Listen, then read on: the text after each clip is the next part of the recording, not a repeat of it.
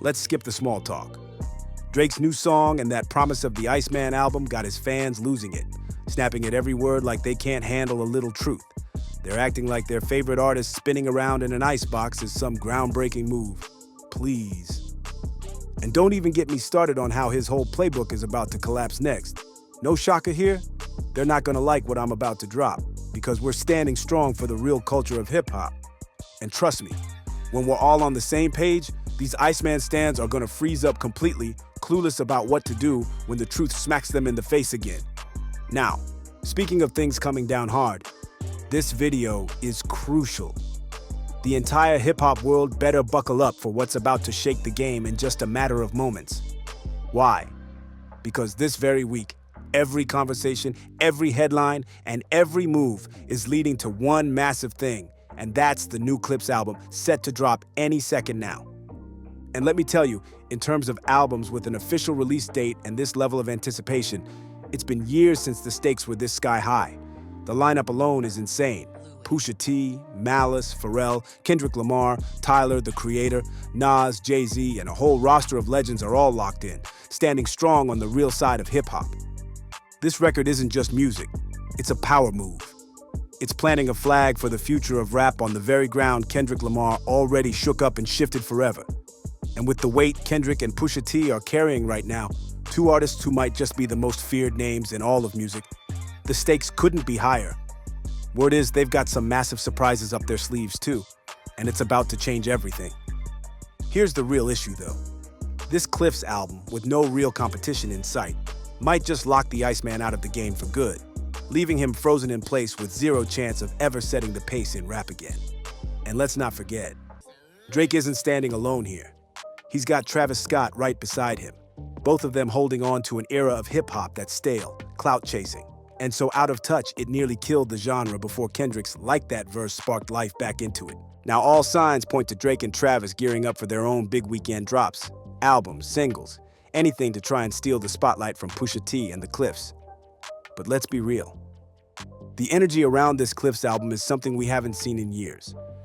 It's about to create shockwaves through the culture like never before.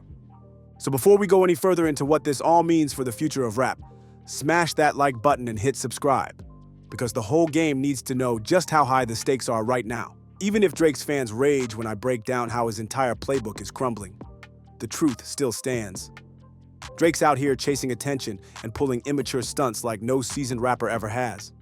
And the way things are looking, he's about to take a massive L trying to compete with a guy who can call him out freely without even breaking a sweat. For the first time since the story of Adidon dropped, the energy in hip-hop feels electric again. Let's not forget, a quick side note, Aubrey was already lawyering up back then, and he made sure Pusha T's final years in the label system were as rough as possible. Pusha couldn't even fully get his lyrics across, trying to tell his truth. But now, I don't think Drake has a clue what kind of storm he's about to walk into with this weekend about to shake the entire culture. Here's what's wild. The two poster boys of the hypebeast era, Drake and Travis Scott, are both plotting to stomp on Clipse's moment, each in their own way. Travis might be dropping Jack Boys 2 with his label on the exact same day Clipse are set to light the game on fire. And Drake? He's headlining the biggest karaoke fest imaginable at Wireless Fest, while rumors swirl about Iceman, Episode 2 coming with a second single, complete with those icebox dance moves again. No matter if Drake and Travis are actually teaming up or just moving in parallel, their goal is crystal clear.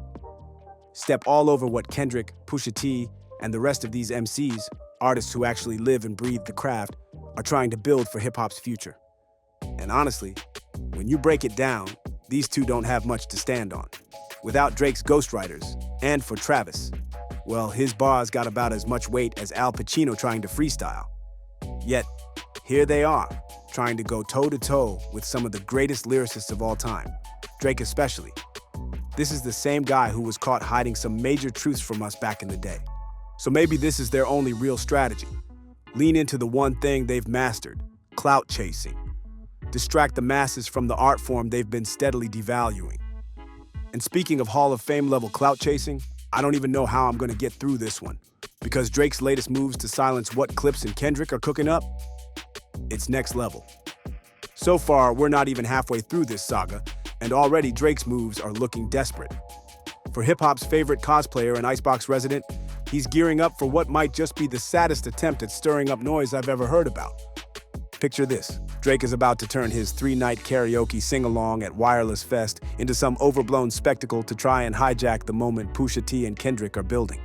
And honestly, not even the best comedy writers could dream up the kind of stunt this man is allegedly pulling. Word on the street, straight from his buddy Aiden Ross, is that Drake plans to fly out an entire squad of streamers just to watch him and stream the festival live. Yeah, let that sink in. To all the Drake fans watching this, remind me again, who won the beef? Because when you're out here organizing a field trip to make yourself seem cool, it's clear you're scrambling. He's trying to get people like Kai Cenat and other big names to sit front row, hype up his set, and make his performances look like something more than a washed-up actor wandering around the stage while the crowd practically begs for handouts. Honestly, this is even worse than that OVO pizza party fiasco. Drake directly organizing this streamer field trip to force a moment? I can't. I'm genuinely at a loss for words.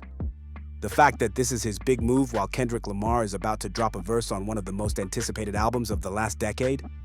It's embarrassing, but let's call it for what it is. Drake isn't trying to reclaim the throne. He's trying to kick off the ultimate clout-chasing Olympics with a bunch of streamers, acting like he's still the center of the culture.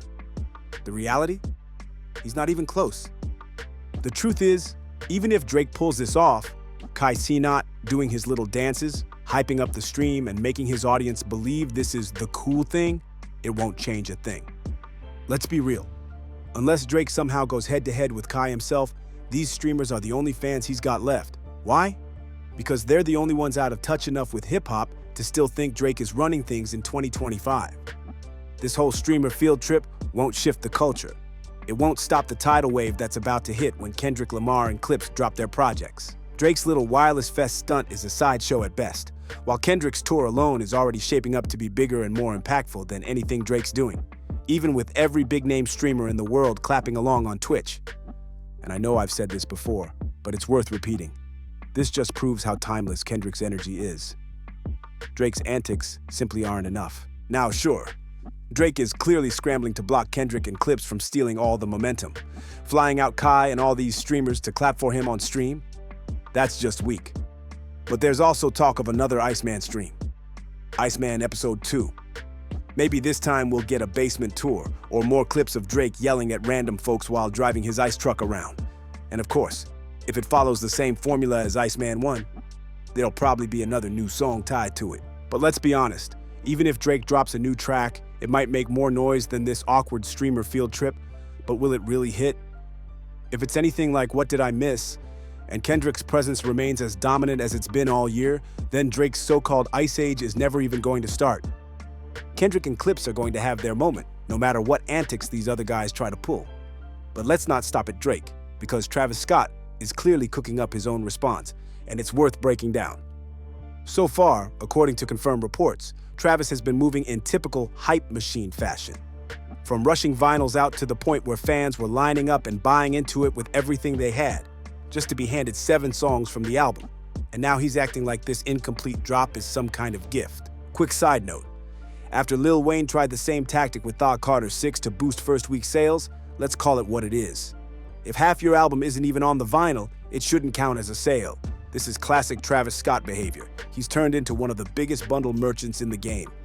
And it doesn't stop there. Beyond giving fans an album they basically need DLC to finish listening to, Travis is out here hyping up this project by sending out Jackboy's 2 Lamborghinis to featured guests. Yeah, you read that right, Lamborghinis. The guest list alone already confirms Waka Flocka, Kodak Black, Sofego, and of course the obligatory 21 Savage feature. I guess Travis Scott is sitting back right now thinking he cracked the code, like he's really figured out how to respond to Pusha T's diss on So Be It. In his mind, sending out incomplete vinyls to grab another fake #1, just like he did with 4x4, the song that had one of the quickest fall-offs for a chart topper ever, is the master plan. And let's not forget the copy and paste 21 Savage feature, verses from washed-up rappers with zero motion, and tossing Sofego on the track like that's gonna stop Pusha T and Clipse from owning their moment and dropping one of the most anticipated rap albums in years. Let's be real. It's laughable when you break down what Travis has put out so far. Because unless Travis suddenly pulls something truly innovative, oh wait, he can't. He doesn't have leftover songs from Kanye. the guy who crafted Graduation and handed Travis some of his biggest hits. And he sure doesn't have Pharrell's creative genius to spark anything fresh. So now he's stuck trying to go up against Clipse, Kendrick Lamar, and Tyler, the Creator, with Waka Flocka and Kodak Black in his corner. I mean, let's be honest. People are gonna check out Jack Boys too, no doubt. But Travis would be smart not to drop it against Pusha T. Even with all the hype, the clout probably won't swing his way, especially since it's not even a solo album. And judging by this feature list, it's looking mid at best. If it's anything like 4x4, we're in for more of the same, just straight mid. So once again, for Travis Scott, unless he's about to drop something so wild that nobody sees it coming, this whole rollout isn't looking promising. And honestly, this has always been my issue with Travis. No matter how good parts of his discography might be, he's never going to rank high on the all-time list. Why? Because when you strip it all back, the magic behind Travis Scott's albums has always come from other, more talented artists. Now, in a moment where the stakes are higher than ever, who's he gonna run to? Kanye, the genius behind Graduation? That bridge is shaky. Pharrell, whose creativity sparked some of Travis's most interesting sounds? Doubtful. Even Drake and his army of writers, who've handed Travis some of his biggest hits in the past two albums, might not be in the picture right now. And while Travis keeps loading up bundles and might even send out another Lambo, maybe this time to Soulja Boy, Bow Wow, Ja Rule, or Vanilla Ice, who knows? The way he's moving, he's setting himself up for embarrassment, especially with Pusha T clearly holding something back for him, whether it's dropping right after the album or hidden on So Be It Part 2 from the Clipse project.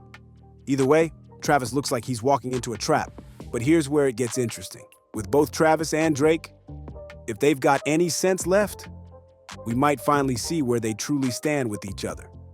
Sure, they haven't been on the best terms lately, but if they're smart enough to put the petty drama aside, they'll realize Pusha T and this whole side of hip-hop is a bigger obstacle to their plans than either of them are to each other.